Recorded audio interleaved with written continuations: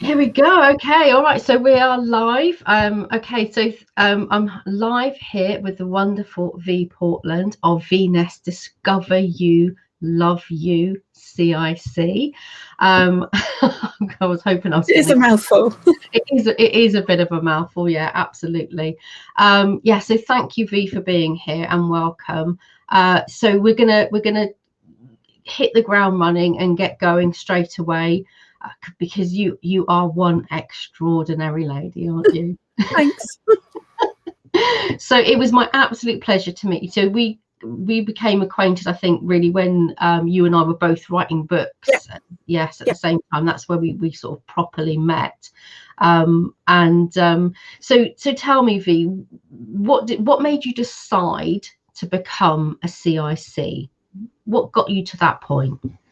Well, it was all organic, same as everything I do. It's all been organic. People have seen me doing something and then they asked me to do it for them. So I'm here by accident, really. But the CIC bit came about because when I was doing workshops with women, they were saying that most of their confidence issues started in childhood, and mine had as well. And also at the same time, I was running there was this great voluntary project called the Red Box Project that ran for 2 years. And I ran a branch of it in Southampton. And I'd go into schools and take the boxes of period products in, and I'd talk to the teaching staff and they'd ask what I do, you know, just casual conversation. I'd tell them and they would all say, we really need you in our school.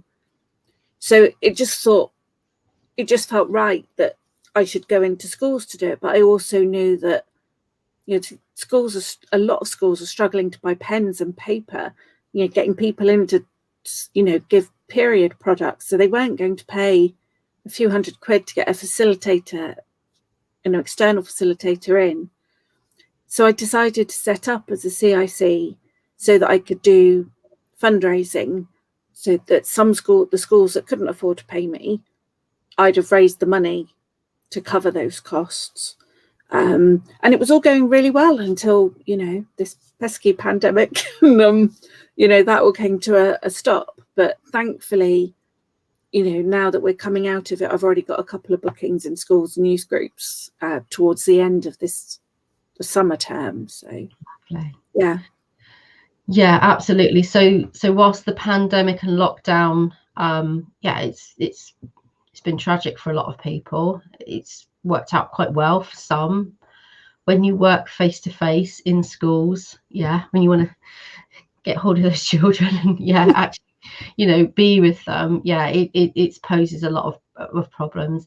We're coming out the other end of it, Vie. So you were telling me just a moment ago about a booking that you've got for next week. So can you share with the rest of us about that?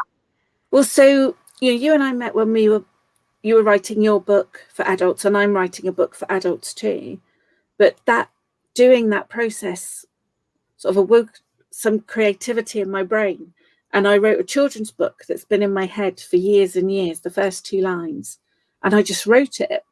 And I showed it to a couple of people and they said, this is really good. And I'm like, oh, I don't know, you're just being kind.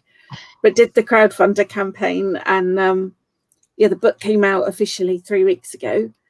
And to the people that bought it on the crowdfunder campaign, they've all got the book now.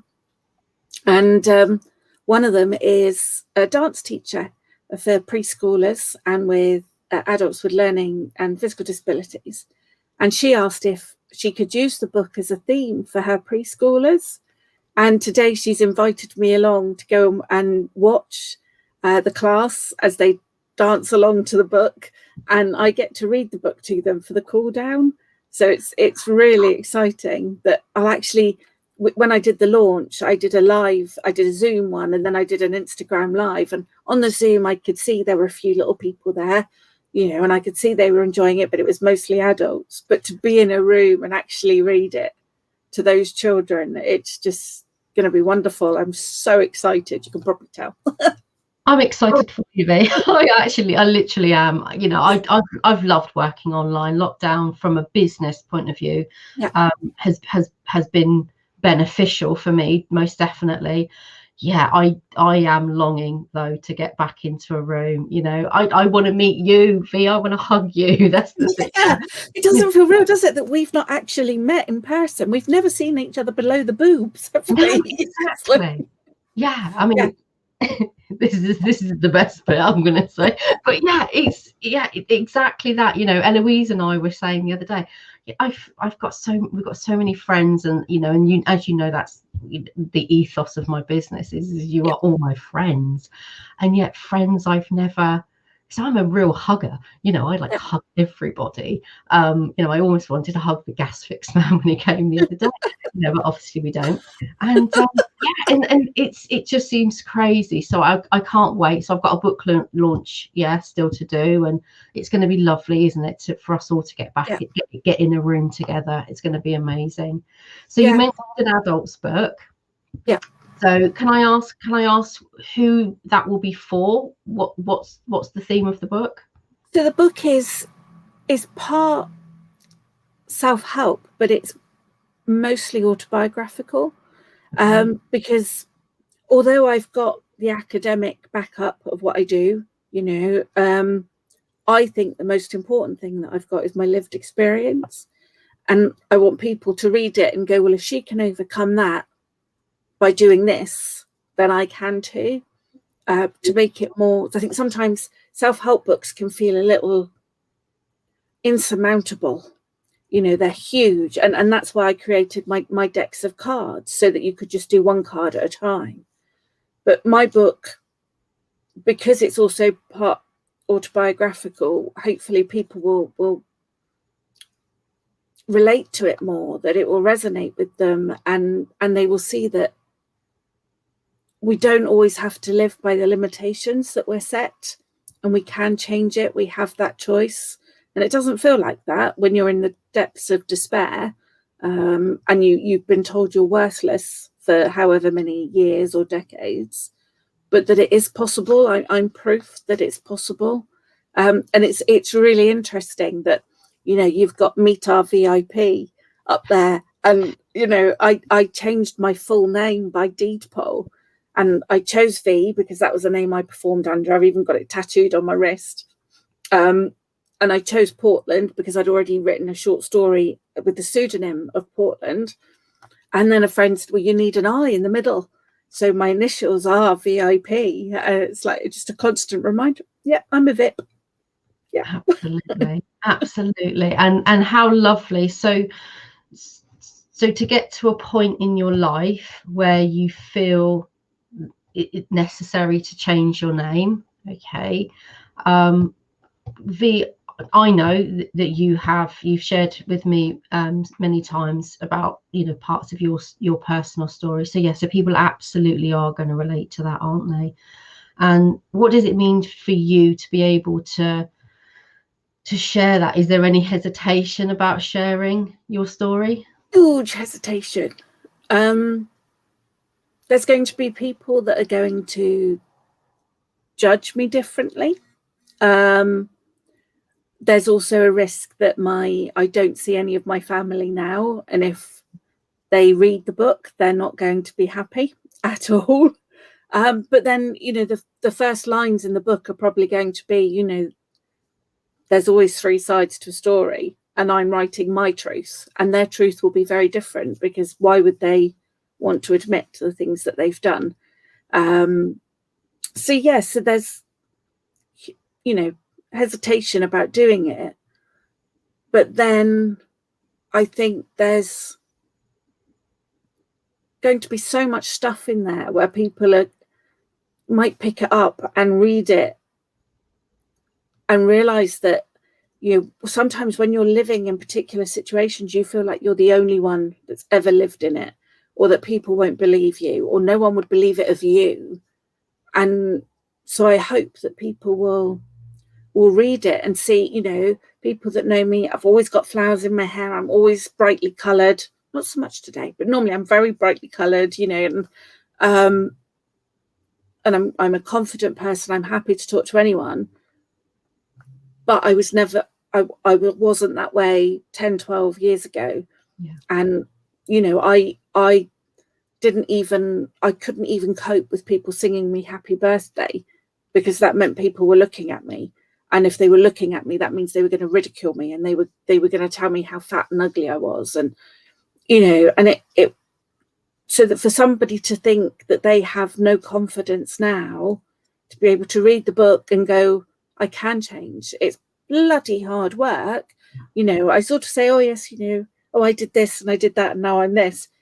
No, it was really hard work, but it was worth it. Every single second of the pain and the tears, it's been worth it. You know, because I wouldn't be living the life I live now, meeting fabulous people like you and the other people we've met, had I not taken that brave step. Yeah, absolutely. And to write a book, 'cause it's not easy to write a book, is it? And yeah, there is a huge amount of vulnerability when, you know, particularly when we're sharing our own story. But yeah, if you can help one person, if one person shows up for the rest of their life with flowers in their hair, it's going to be worth it. It's going to be worth it, isn't it, Vie? Yeah, absolutely. So you mentioned family, parents, that kind of stuff. So a lot of the work that you do is around also educating parents in how to speak to, how to encourage, how to help their children. One of the things, so I did one of your amazing workshops, which still to this day is still like dinging in my head.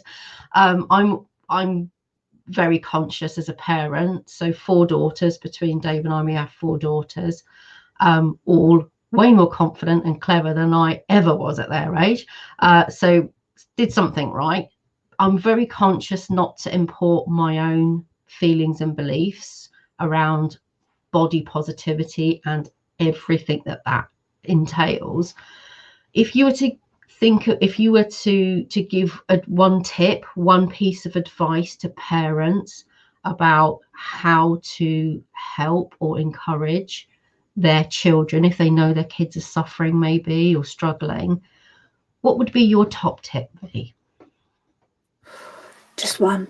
I think the important thing is to remember that children are sponges and that they take in far more than we think they do. You know, it's like a child can ignore you when they're sat right next to you, but they can be 4 stories up through 28 locked doors and they will hear you whisper if it's something they want to hear.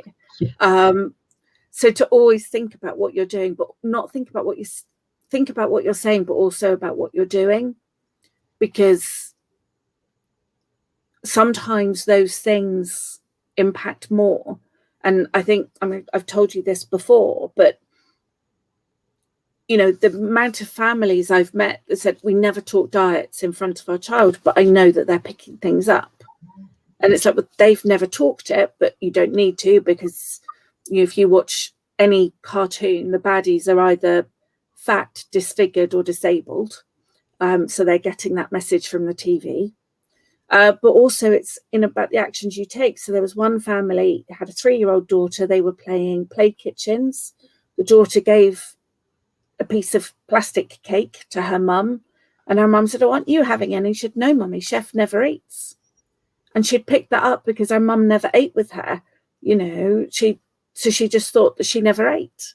And it's just, her mum didn't think anything of it. You know, she just didn't want to show that her daughter that she was only eating a salad because she was trying to lose weight. So she didn't want to eat in front of her child. But by doing that, you know, she's shown that the daughter thinks that people that cook don't eat. And that's what you have to weigh up. So just be aware of what you're saying. And I think with everyone, literally every human I've worked with, they will say a lot of their issues stem from a flippant comment when they were kids. Oh, you've got those chubby thighs. Oh, look at those wobbly bits on your belly. We think they're endearing. We think they're funny. And any comments about appearance, they're not funny. They resonate deep. And it's to remember that. And it's hard. But, you know, think how many times you go to a baby, oh, look at your little chubby thighs. And we think it's lovely. you know, we mean it's lovely when they're a baby, but as they get bigger and you're making those comments and they're surrounded by images where chubby is bad, then it impacts and it stays with them forever sometimes. I mean, yeah, so limiting beliefs, those stories, the flippant comments, you know, it can be something that is repeatedly said to you as a child. I know that you had things repeatedly said to you. I had things repeatedly said to me, certainly not to your extent, thankfully. However, once we can hear something once, can't we, in the right context? When I work with my clients, so whilst I do work to unpick a certain amount of the negativity, a lot of it with mindset work is about focusing on the good stuff. So you're very good at taking people to a happy place, aren't you? You're very good at, okay, all right, so let's focus. So I picked out your cards actually, so I've got them here, and so these are V's cards for anybody that doesn't have. So they come in. It was 2 or 3 packs, I think, wasn't there? I've got 2 packs, yeah. Packs, happy and confident. Yeah. I've mixed them up because to me it's all the same thing. Yeah. Yeah, and I have picked out a couple of my favourites. So yeah, it is not how much we have, but how much we enjoy that makes happiness. I love that one. And on my darkest days, I wear my brightest colours.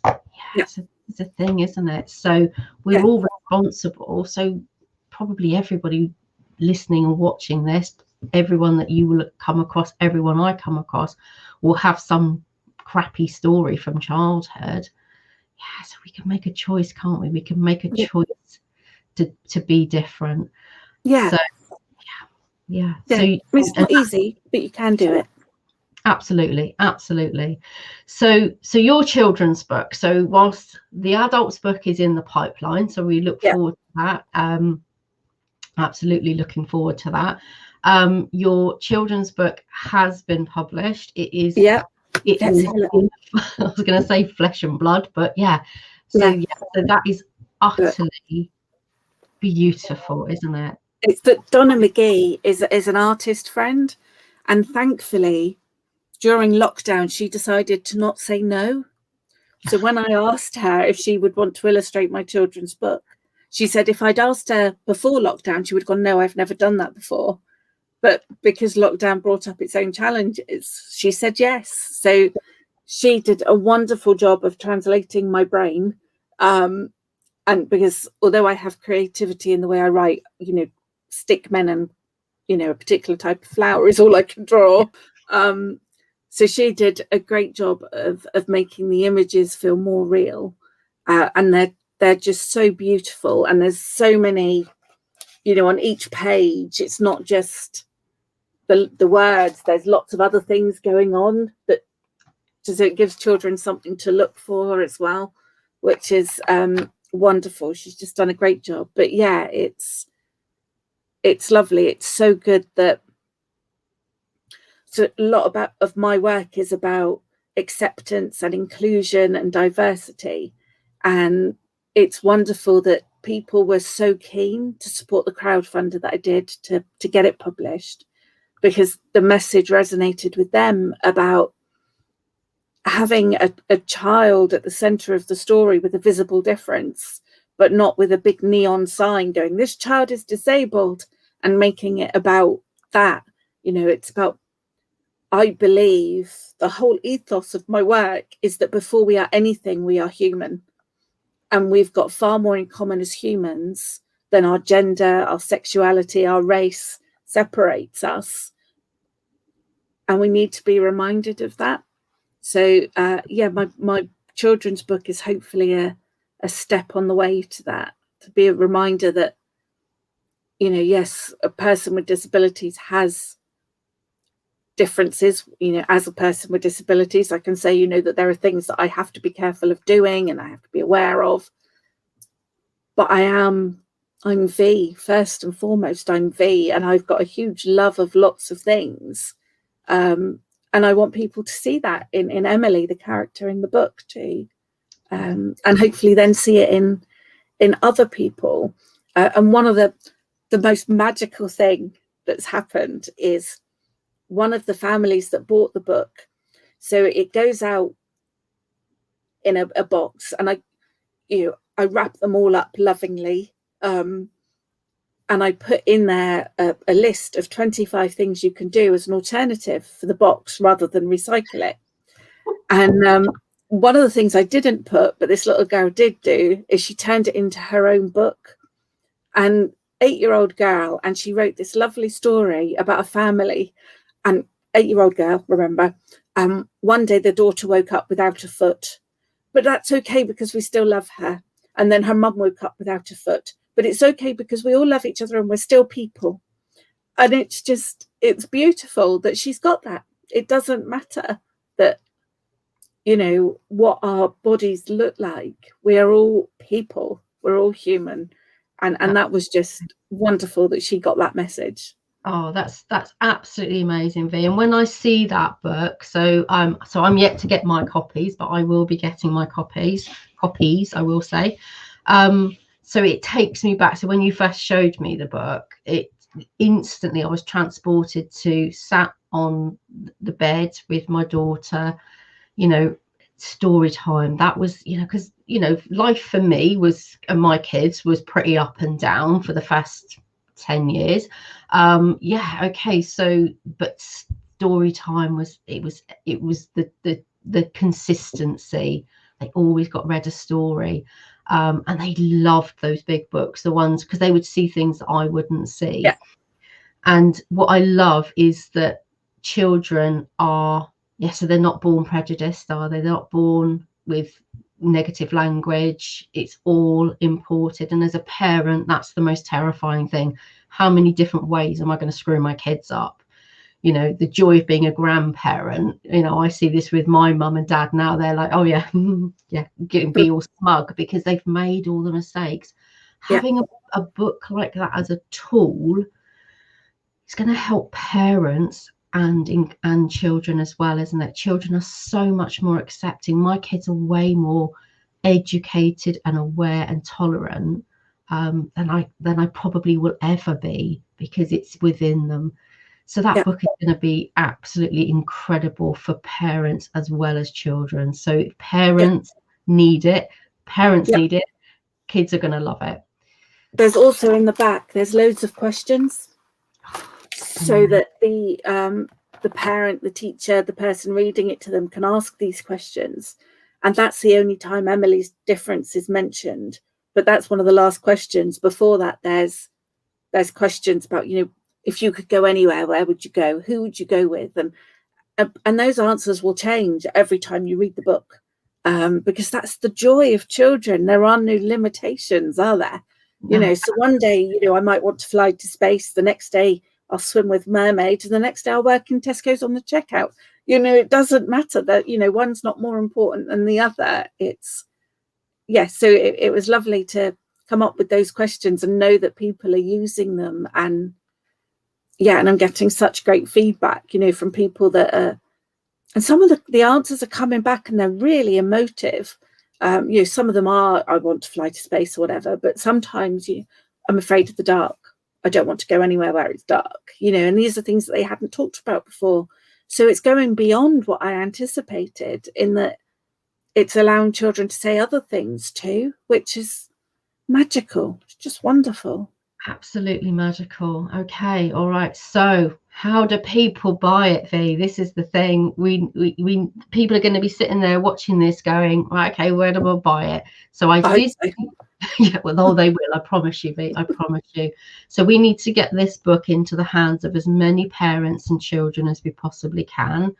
So I know that you have actually got your book in a shop, which is amazeballs. How else can they buy it? So the Brilliant October books, although I got an email yesterday saying they're nearly sold out of the books that I took in. Well, I only took in 10, which I shouldn't say. They're nearly sold out. But, it's amazing that almost 10 people have bought the book, that don't know me. They're not buying it because of me. They're buying it because they've seen it. But you can also buy it on my website. And it's available on there with postage costs to almost everywhere in the world. And But if they're local to me in Southampton, then people are welcome to come and collect it from me to save on postage. Brilliant. I still wrap it up all nicely. You know, just because I'm not posting it doesn't mean I don't still give it a nice coat to go out in. As I said to you, it does feel like I'm sending a child out, so I do wrap it up warm. Yeah, exactly. Yeah, absolutely. Yeah. It must be lovely to. So my book, I do have some solid copies of my book, but it mostly goes out via Amazon, and it is lovely, that feeling when someone's bought it and you think, that person doesn't know me, they've never met me, and and that conversation, the feedback, it's amazing. And as we know, and we're probably not going to become millionaires selling books, because it costs a lot to get it there and that kind of stuff. But it is a means to an end, as in a direction to send people. It's certainly going to give people a flavour of what you're all about, and children. So that's the real joy. That's the real passion, isn't it? Yeah. I mean, I've always worked with children, and I've loved children's stories. For someone who doesn't have children, I have a really impressive children's book collection. What's your favourite? What was your favourite children's book? Oh, that's a hard question. It depends. It would depend on the genre. So I would say my most recent favourite is probably Julian is a Mermaid. And it's a beautiful book where it's a black family, which is wonderful because it's less than 7% of books have a person of colour or a person with a disability. So that's wonderful. But what's lovely is that Julian goes, I think he goes swimming with his grandma, and she's this big, beautiful woman, you know, full of abundance, and with all of her older lady friends as well, who are also abundant, and it's beautiful. And then he says he wants to be a mermaid because he sees the carnival, and it's all these beautiful women wearing all of these feathers and things, and it's a very feminized picture. And instead of going, don't be silly, you're not a girl, they make him his own carnival mermaid outfit, and he goes parading, and it's beautiful, you know, that there's no question about it. It's just, he wants to be a mermaid, he can be a mermaid, you know, and that's what we should be all more like, you know. It should be more accepting. But if you were to ask me that question tomorrow, it might be something else. Absolutely. And this is the thing, and it's never too late, is it? It's never too late to make that choice, to start putting a flower in your hair, to start speaking more kindly to yourself. You know, whilst it's amazing, you know, I purposefully surround myself with people that build me up. Absolutely.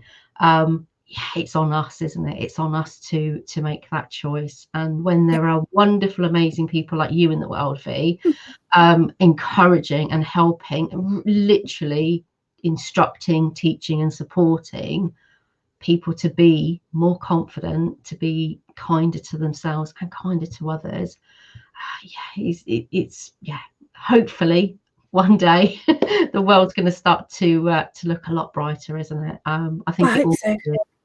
With that book in the world, Vie, it already is. Okay.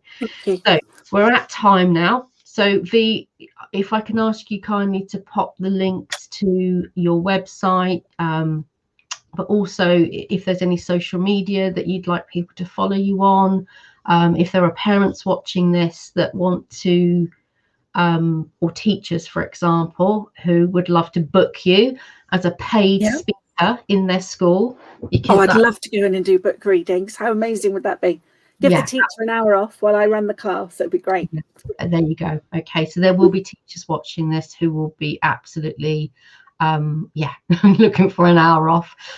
Okay, so thank you so much, Vie. It has been an absolute pleasure. Even though I feel I know you, I feel like I've discovered even more about you today, which has been joyful, and I cannot wait till we can be in a room together. I'm looking forward to it, Abby. I really am. It's gonna be amazing, absolutely joyful. So best of luck with the school next week. So do share with us how you get on. it's going to be amazing. So thank you, Vie, for being here. It's been an absolute pleasure, absolute joy. Thank you. Really enjoyed it. Thank you, Abby. Thanks, Vie.